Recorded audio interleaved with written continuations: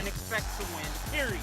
There's too much talent for this not to get turned around. Hi, remember me? I'm a victory. That's a statement right there.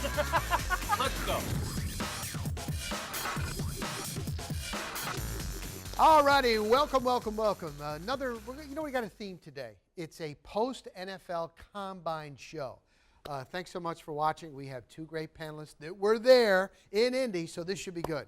We have the Buccaneer beat writer for the Tampa Tribune, TBO.com, the one, the only Roy Cummings. Welcome back. Oh, it's good to be back, man. It's warm. It's warm. I heard people talking about 34 degrees a couple days back. I was like, I don't want to hear about it. It was 3 degrees in Indy. It was terrible. Now, I hope that she dressed in layers. The lovely and talented Jenna Laine, sportstalkflorida.com, your wake-up call on AM 820, and covers the Buccaneers for Fox Sports 1. Jenna Laine, welcome back. Oh, thank you so much for having me, Rob. Okay, here we go, guys. I am going to start out asking you, because you guys were there, and you talked to the players. Roy, I'll start with you. Who had a stronger showing at the Combine? Was it Jameis Winston? Was it Marcus Mariota? Well, I'll start off by saying I think Marcus Mariota in the workouts, and you're seeing some of it here, I think he closed the gap a little bit on Jameis Winston because he really, you know what he did? He showed that 3-5 step drop ability that was one of the concerns some people had. Can he take a snap under center? Can he make the drops? And he showed he could do that. But you know what? Jameis Winston had one of the best combines anyone's ever had. He looked great on the field. First of all, he went on the field. They loved that. He looked great on the field. He was great in the press conference with the media, and he was even better. He knocked it out of the park with every team that he interviewed with on the grease board, being honest about the problems he's had in the past. He had a great combine. He knocked it out of the park, one of the best combines anyone's ever had. Did you see it that way? Pretty much so. I mean, I have to say, though, during his press conference, and this is just my personal opinion, I love it when a guy comes up there and just exudes the confidence. I felt like in his case, he forced it a little bit. I don't feel like he needed to go up there and show it because you know what? I think he already kind of has that natural confidence with him. But, I love the fact that he came up, he took that podium, he was loose, he was relaxed, he smiled, he was open and honest about things, although he was a little bit reserved when it came about his shoulder. I mean, I had to ask him about 3 times before he'd finally tell me when he had the MRI done, understandably though. But, I'll agree with Roy. He really hit it out of the park. And then you keep hearing, not just about what he did on the field, but in those interviews, the fact that he just, again, was so honest and a lot of people didn't know just how high of a football IQ he has. Yeah. You get him on that dry erase board, but I'll tell you what, though, Mariota, he impressed me a lot with his footwork and also 2 under center. All right, well, let me ask you guys this. Bucs GM Jason Licht, when he was meeting with the media, he said, we do have a favorite. Now, if they've got the favorite, who do you think that favorite is as of right now, Roy? I think it's Jameis Winston. And I say that because, let's face it, this is a team that needs a quarterback. A lot of people believe Mike Glennon could be a starting quarterback in this league. I'm one of those. But I want to see a competition. If he's not ready, you want the guy who's next ready. And I think Jameis Winston clearly is ready to play. And it's not just because he can make the throws and all that stuff. He can read a defense. He can figure out an offense. As Jenna said, the impressions he made on teams working on that dry erase board during the interviews, he showed that he's ready to play right now, whereas there's a lot of stuff you still don't know about Marcus Mariota. They're worried about, pocket presence, things like that. Can he actually get the play out in a huddle? He hasn't been in a huddle since high school. So Jameis Winston, I think, is the favorite. I think Jameis Winston's the favorite, too, although it has been emphasized to me, and I know you've also spoken with plenty of people within the organization, they've emphasized that, they've got 2 months, and they're going to have a lot of research that they're going to have to do during that time period. But you know what? This is a team that needs to win now. I think it's very clear the fan base is demanding it, and he's the most pro-ready guy. And, I mean, Mariota has not called plays in the huddle since high school. Yeah. That's going to be really tough to do. It's this simple, Jenna and Rock. When you have the number 1 pick in the draft, you don't take the second best player in the draft. You take the number 1 player in the draft, and that's who Jameis Winston is. So, on the last thing on Winston, if there were no on-the-field issues, would it be just a slam dunk? He would be your guy? I wouldn't say that it would be a slam dunk just on the basis of, to me, the only slam dunk that I've seen in the last 10 years would be Andrew Luck as far as a quarterback goes, because of the fact that, there were really no concerns about him on or off the field. The one thing that concerns me with Winston, and that was mostly this past year, and a lot of that had to do with the absence of Kelvin Benjamin, were all those interceptions. That concerned me a little bit, the But you slow know what Jimbo starts. Fisher said today on your air, I believe he said. No, actually it was NFL AM, but he said, Yes. and it was replayed on your air this afternoon. He said, look, yeah, you're going to throw interceptions in this league. You know when you throw interceptions when you're trying to make a play. I want a guy who's going to make a play. In my opinion, there's no question. If you erase the off-field issues, it is a slam dunk. This is the guy. Unfortunately, those off-field issues are concerns, and the Bucs are going to have to go through some psychological tests to get Jameis Winston through some psychological tests. That's going to be the proving ground for him now. His next place to prove himself in those psychological tests. All right, we're just continuing on at the Combine with Jenna and Roy. How about Dante Fowler, the Florida Gator? Man, how high is his draft stock? It's all straight ahead on the post-NFL Combine show, The Press Box.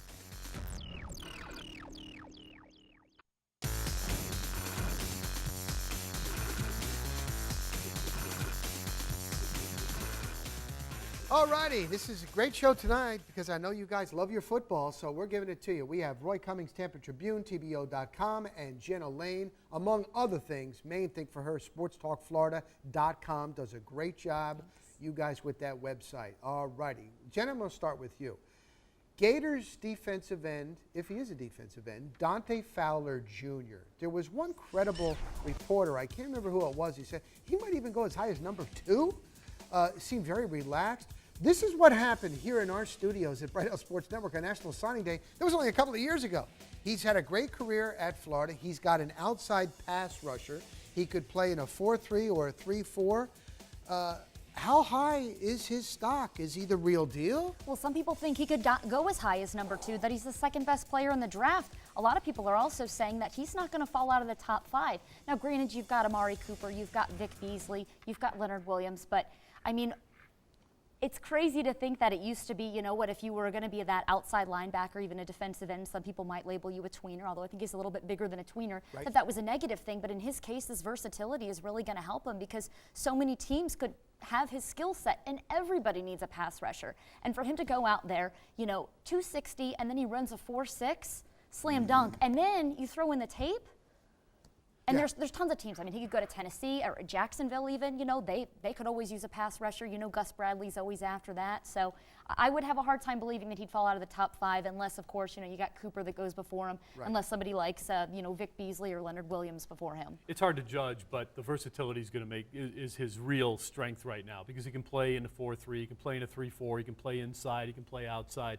The thing that's going to hurt him, and I still think he's a top 10 player. I don't know if he's top 5. Okay. But I think the thing that's going to hurt him is this draft, and this is good news for the Bucs, it's actually pretty deep at edge rusher. You can find some edge rushers here. They may not prove to be 10, 12 sack guys or studs, but you can find a pretty good edge rusher in this draft in the 3rd or 4th round. So teams that need those edge rushers, the Bucs may be one of them, obviously. They're going to have a lot of guys to choose from. Certainly you want the best. Dexter Fowler's right at the top of the list, but the versatility is the thing that he's got going for him. And that's great news considering that, you know, Daquan Bowers probably won't be back. They had him lining up on the inside anyway. And Adrian Claiborne's also a free agent too. And, you know, Jaquez Smith, granted he proved he could be a starter this next year, or this past year I should say, but you know what, you got to bring some competition in there too. They started lining up William Golston on the inside, so they do have a need there. Are you saying the possibility you could see him going to the Bucs? No, I don't think he would go to the Bucs. So if the Bucs pick number 1, he won't be around, you don't think? I think they're going to take a quarterback at that spot. You know, you have an opportunity to get a guy that really changes the dynamic and the fabric of your team. I don't think you really go anywhere else. All right, now the Cleveland Browns showing some interest in Mike Glennon. And we'll get to McCown because McCown's been there, McCown's been everywhere. But if the Browns are interested in Glennon, what would the Buccaneers reasonably be able to get back? And do you see this at all as a possibility? Because right now, Glennon, that's all they got. Yeah, well, true. But you know what? The Browns have nothing. They've got a guy in rehab and a guy who's probably going to be leaving the organization. They don't know what they want. I'll tell you, there's an organization, Jenna, I don't know if you noticed this, but you know, talking to Mike Pettin a little bit at the Combine, talking to Ray Farmer at the Combine, seeing these guys, that organization, that Browns organization is a mess. Wow. They don't know what they're doing.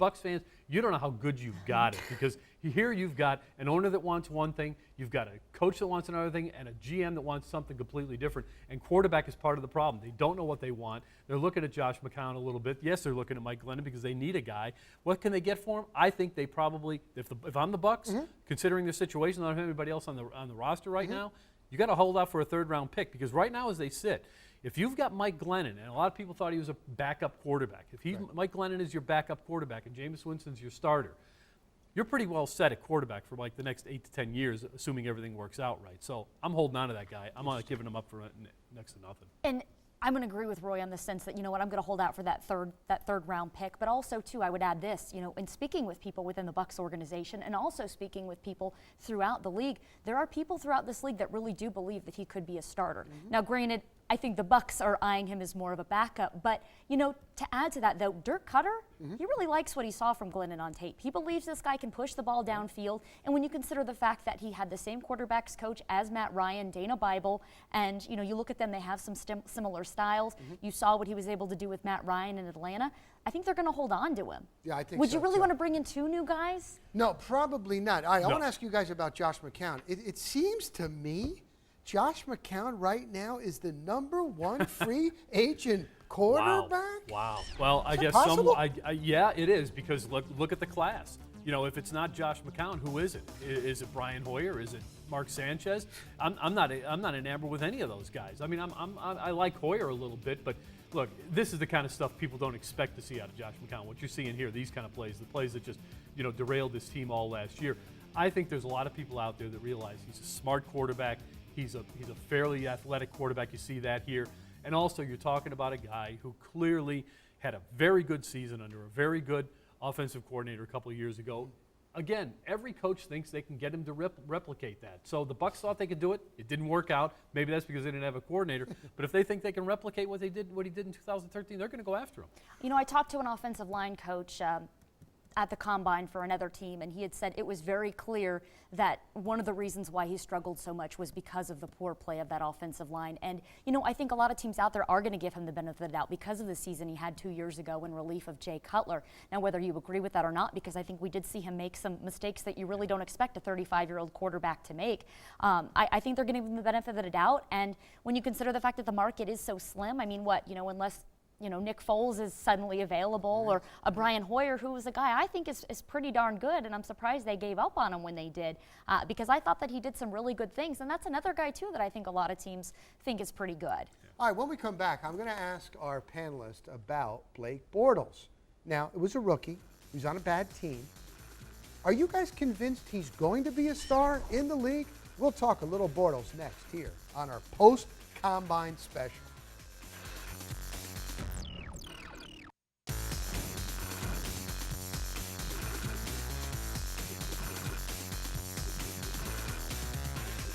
All right, here we go. Football, football, football. I love it. I know you love it too.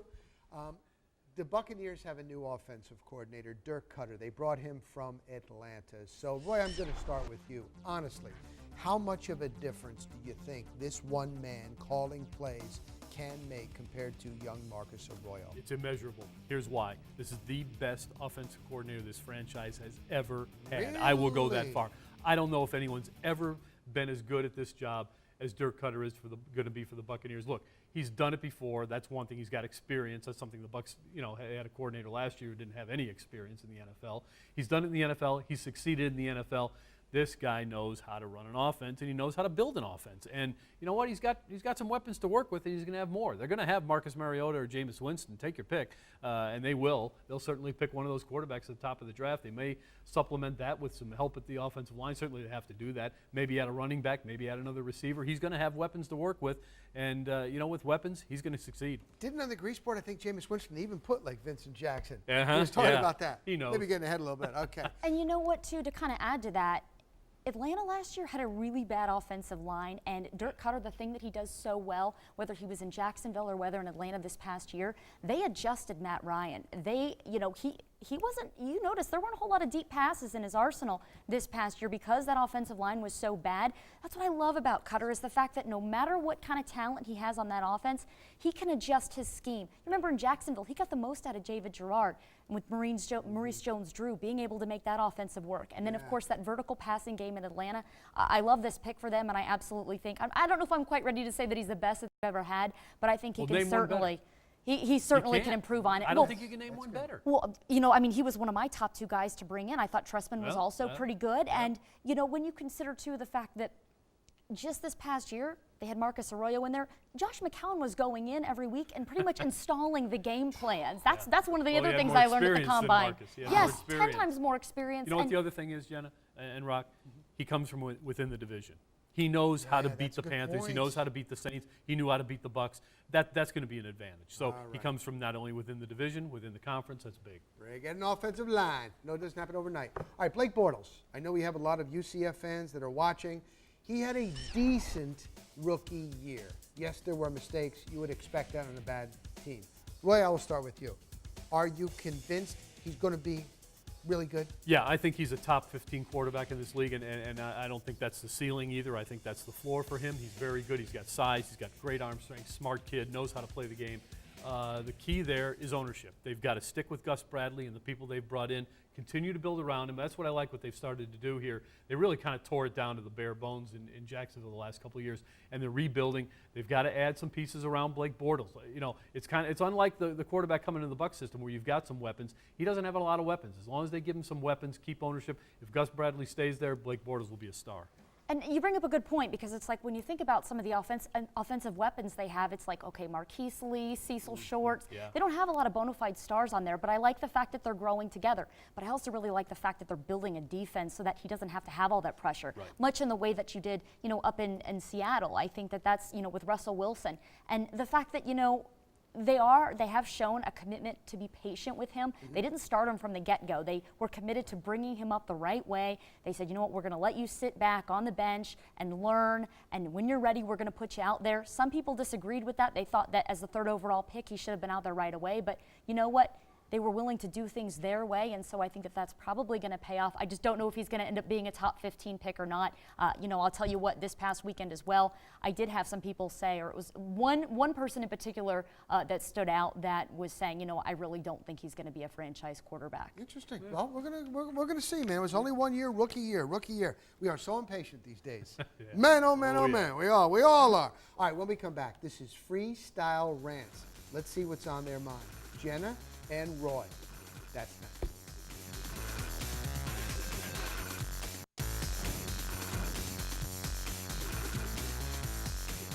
And it's time for a little freestyle rant. We will start with the very busy and lovely Jenna Laine. Okay, we know her at sportstalkflorida.com. It is your wake-up call, AM 820, Fox Sports 1, and everything else. It's all you. Not much sleep in between, by the way. I bet. Well, unfortunately, I'm going to have to come down very hard on the NCAA right now, because they have had another casualty in Silas Nasita out of Baylor. It was announced today that he would be ineligible to play because he also accepted improper benefits, because rather than choosing to sleep on the floor or be homeless, he decided to accept an apartment from someone, and that was deemed improper benefits. Look, I'm not saying that players should be paid, all of them. I'm not saying that players should be driving around in brand new Pontiac Trans Ams a la Eric Dickerson back in the 80s. But we need to figure out a way that some of these players that come from very unfortunate circumstances should be able not just to attend school, but be able to live too. College athletics is not something that only the rich kids or even the, you know, middle-class American kids should be able to enjoy. It's something that everyone should be able to enjoy. It's something that validates you as a person. It puts you ahead of the curve when it comes to looking for a job outside of college. It validates you in so many ways.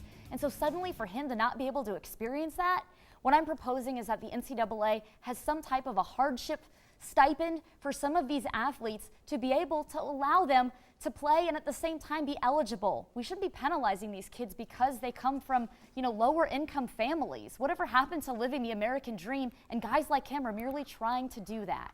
Here, here. Yeah, here, absolutely. here. I would Absolutely. agree totally. All right, Roy Cummings, what's on your mind, Roy? Well, Rock, you know, just about everything the Bucs coach Lovie Smith and general manager Jason Licht said at the Combine last week suggests they're ready to make FSU quarterback JAMEIS Winston the first pick in the 2015 draft. So now comes the hard part, because the only thing that may be more difficult than actually settling on this off-troubled Winston as your franchise quarterback is selling that idea to your fans. Let's face it, folks, Winston is nothing short of a polarizing figure, largely because of his history of off-field misdeeds. He's become one of those love him or hate him kind of guys. The Bucs teams have fallen in love with him. The trick now is to get the bulk of their fan base to do the same. And granted, Some of the fans already have, but clearly there are many who have not. And it's the latter group that the Bucs are going to be targeting here over the next couple of months. In fact, the targeting and the PR campaign they want to hit them with has already begun. Lovie Smith didn't have to come out publicly last week and pardon Winston for all of his missteps, but he did, in essence, asking fans to forgive and forget. Well, that's not going to happen, of course. Not the forget part, at least. Winston's past is going to follow him wherever he goes, and it will likely follow him for years to come. If they have to, though, the Bucs are willing to accept that, and the reason is simple. At the end of the day, it's football games, not a popularity contest that they're trying to win here. In this case, though, you can't really blame them for trying to win both. Do you know if the Glazers have the final say on something this big? Do you think the #1 overall pick? I do not think they will take the final say. They want to know what it is, but they want to make sure that the people in charge of the football operation are confident with the pick. If they are, they'll be fine with it. Okay. Hey, mine's on Michael Sam. I don't know if you heard about this. He's going to be in, I can't believe it's like 20th year Dancing with the Stars. That's great, but not now. Sam said in a tweet that football remains, he says, quote, my #1 priority. Well, we found out he is going to dance with a female. Her name is Petta. She won season 14 with former Packers wide receiver Donald Driver. I know that Warren Sapp and Jerry Rice and Emmitt Smith and many more former players were on Dancing with the Stars, but that was after their NFL career. Jason Taylor did it while he was still active, but he already had a name for himself in the league. Michael Sam is also going to go to this new thing this year. It's a veteran free agent tryout camp. But once you are in Dancing with the Stars, they say it's a long commitment. You got to practice dance routines with your partner for hours, weeks on weeks. He was a 7th round pick, and he was cut. And then he was practice squad, and he was cut. So he is barely hanging in there. If it was me, and that was my #1 priority in the offseason, I would continue to work out for football to try to get faster, better, not Dancing with the Stars. So good for you, but I just don't think the time is right if he wants to make it. Is he going to Dancing with the Stars now? Critical time to get back in? My guess is he's doing it now because the football career is about to end, and once he's no longer a football player, who wants to talk to Michael Sam? Not as marketable. What's your take on this one? In one of the most recent Dancing with the Stars NFL alums, Jacoby Jones, was just cut today by the Ravens. So that just goes to show you what happens. And Jason Taylor, although we knew he was on the tail end of his career, and he said that it made his footwork a lot better, well, he didn't play much longer after that either. So unless you're a bona fide star or a Hall of Famer that's obviously retired because you're a Hall of Famer, it's not a good idea. And good luck keeping on playing weight with those dancing routines, too. He's already a tweener. That's good point, good point, good point. I'm glad we have Jenna here for her take on that one. Hey, what we got coming up on the show tomorrow? We have Tom Jones, Tampa Bay Times, 6:20. Our very own Lindsay LaCorey. Biggest questions of spring training with the Rays. And maybe we'll hit on some more baseball. There's a lot of baseball going on right now. All right, very happy to have you as always. Thank you. Keep it up. I don't know how you're juggling all these different jobs. And Roy, I'm glad you're back in the warm confines of Tampa Bay. So am I, buddy. Awesome. So am I. All right, so for Roy Cummings, Tampa Tribune, Jenna Laine, SportsTalkFlorida.com, Fox Sports 1, AM 820, busy girl. We'll see you back in the air chair tomorrow. Have a good one.